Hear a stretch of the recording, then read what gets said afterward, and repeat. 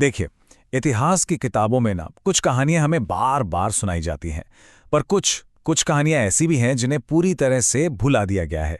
आज हम एक ऐसी ही भूली बिसरी कहानी की बात करेंगे, 1806 के वेल्लोर विद्रोह की।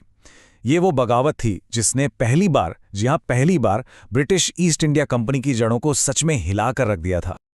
अच्छा, एक सवाल है जो अक्सर पूछा जाता है कि भारत का पहला स्वतंत्रता संग्राम कब हुआ था। तो ज्यादातर लोगों का जवाब क्या होता है? 1857, है ना? लेकिन क्या ये पूरा सच है? क्या हो अगर हम ये जानें कि इससे भी 50 साल पहले एक बहुत बड़ी बगावत हुई थी? बस यही सवाल आज के हमारे इस पूरे विश्लेषण के केंद्र में है। तो देखिए, एक तरफ है 1857 का वो मशहूर विद्रोह जिसे हम सब प्रथम स्वतंत्रता संग्राम के नाम से जानते हैं, और दूसरी तरफ है 1806 का वेल्लोर विद्रोह, एक ऐसी घटना जो ठीक 50 साल पहले हुई, लेकिन आज इतिहास की किताबों में कहीं खोसी गई है। तो सवाल उठता है कि भाई ऐसा क्यों हुआ? क्यों एक विद्रोह को तो देश की यादों में बसा दिया गया और दूसरे को लगभग मिटा ही दिया गया?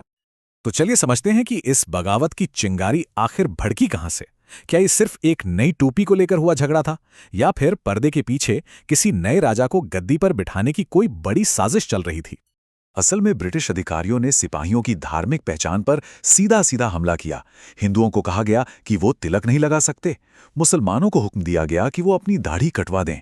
लेकिन जो बात सबसे ज्यादा छुप गई वो थी वो नई गोल्ड टोपी। पारंपरिक पगड़ी की जगह चमड़े के कॉकेट वाली ये टोपी सिपाहियों के लिए ये सिर्फ वर्दी का हिस्सा नहीं था। उन्हें लगा कि ये उनके धर्म को छीनकर उन्हें ईसाई बनाने की एक सोची समझी चाल है। और जब सिपाहियों ने नए नियमों का विरोध किया तो अंग्रेजों का जवाब बहुत ही क्रूर था। मई 1806 में सिर्फ 2 सिपाही जिन्होंने सबसे पहले आवाज उठाई थी, उन्हें, सोचिए जरा, 900 कोड़ों की सजा दी गई और फिर सेना से निकाल दिया गया। ये सिर्फ सजा नहीं थी, ये एक साफ संदेश था कि अंग्रेजों के खिलाफ उठने वाली हर आवाज को इसी बेरहमी से कुचला जाएगा। तो ये ड्रेस कोड तो एक फौरी वजह थी, एक चिंगारी थी, लेकिन सच तो यह है कि सतह के नीचे कुछ और ही पक रहा था। एक ऐसी राजनीतिक साजिश जो इस विद्रोह को एक बिल्कुल अलग ही लेवल पर ले जाने वाली थी। और इस साजिश का केंद्र वो कहीं और नहीं बल्कि वेल्लोर किले के ठीक अंदर ही मौजूद था। जी हां, यहीं पर मैसूर के महान शासक टीपू सुल्तान के बेटों और उनके परिवार को कैद करके रखा गया था। अब कहने को तो वो कंपनी की पेंशन पर जी रहे थे, लेकिन उनके जो वफादार थे वो अब भी अपने पुराने साम्राज्य को वापस पाने का सपना देख रहे थे और बस एक सही मौके की तलाश में थे।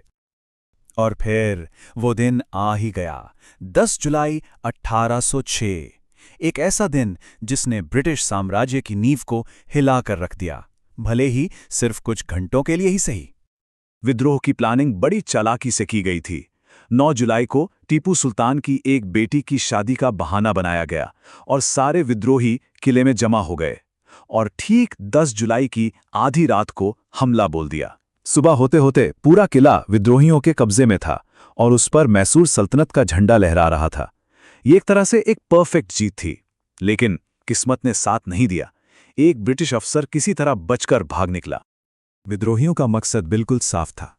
उन्होंने फौरन टीपू सुल्तान के सबसे बड़े बेटे फतेह हैदर को अपना नया शासक घोषित कर दिया। तो ये सिर्फ कुछ नाराज सिपाहियों का गुस्सा नहीं था, नहीं, ये मैसूर सल्तनत को फिर से खड़ा करने की एक पूरी तरह से सोची समझी राजनीतिक क्रांति थी। लेकिन ये जीत, ये जश्न बस कुछ ही घंटों का था। ब्रिटिश साम्राज्य का जो पलटवार हुआ वो इतनी तेजी और इतनी क्रूरता से हुआ जिसकी शायद विद्रोहियों ने कल्पना भी नहीं की थी। और उस पलटवार का नतीजा बहुत भयावह था।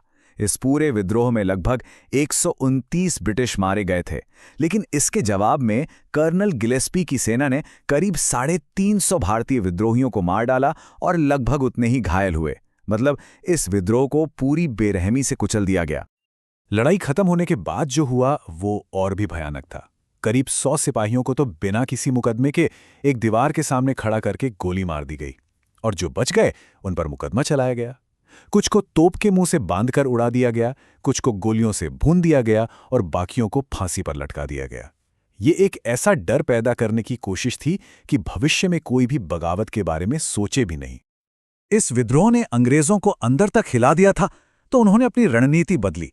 दुनिया को दिखाने के लिए उन्होंने वो विवादास्पद ड्रेस कोड वापस ले लिया और जिम्मेदार अफसरों को वापस ब्रिटेन बुला लिया। लेकिन असल में उन्होंने अपना कंट्रोल और भी ज्यादा सख्त कर दिया। टीपू सुल्तान के पूरे परिवार को वेलोर से बहुत दूर कलकत्ता भेज दिया गया और जिन 3 रेजिमेंटों ने बगावत की थी उन्हें हमेशा हमेशा के लिए खत्म कर दिया गया ताकि बगावत की याद तक मिटा दी जाए। और अब हम इस विश्लेषण के सबसे जरूरी हिस्से पर आते हैं। सवाल यह है कि किसी भी घटना को याद कैसे रखा जाता है, उसकी कहानी कौन लिखता है और किसकी कहानी को मिटा दिया जाता है। देखिए, यादें कैसे रखी जाती हैं, इसका सबसे बड़ा सबूत होते हैं स्मारक। एक तरफ अंग्रेजों ने अपने मारे गए अफसरों के लिए फौरन बड़े बड़े और शानदार स्मारक बनवाए जो आज भी वहां खड़े हैं, और दूसरी तरफ सैकड़ों भारतीय सिपाही जो मारे गए, उनकी याद में एक छोटा सा स्तंभ बनाने में लगभग 200 साल लग गए। और ये कोई भूल नहीं थी, नहीं, ये एक सोची समझी रणनीति थी। जैसा कि ये कोड बताता है, अंग्रेजों ने ये पक्का किया कि यहां के लोगों का कोई भी नैरेटिव न लिखा जाए। उन्होंने विद्रोहियों से जुड़ा हर मुमकिन रिकॉर्ड हटा दिया। उन विद्रोहियों के नाम, उनके मकसद, उनकी कुर्बानियां, सब कुछ सरकारी इतिहास से जानबूझकर मिटा दिया गया। और शायद इसीलिए आज इतिहासकार वेल्लोर विद्रोह को 1857 के महासंग्राम की ड्रेस रिहर्सल कहते हैं। पैटर्न बिल्कुल एक जैसा था, एक ऐसा आदेश जिसने धार्मिक भावनाओं को ठेस पहुंचाई। 1806 में वो टोपी थी तो 1857 में चर्बी वाले कारतूस, और दोनों का आखिरी मकसद एक ही था, विदेशी शासन को उखाड़ फेंकना और भारतीय शासन को वापस लाना। तो अंत में सवाल यही रह जाता है, वेल्लोर का विद्रोह इस बात की एक बहुत बड़ी और शक्तिशाली याद दिलाता है कि इतिहास हमेशा वो लिखते हैं जो जीतते हैं, और ये हमें सोचने पर मजबूर करता है कि और कितनी कहानियां होंगी, कितनी बगावतें, कितने नायक जिनकी आवाज़ों को इतिहास के पन्नों से मिटा दिया गया है और जो आज भी बस खोजे जाने का इंतजार कर रहे हैं।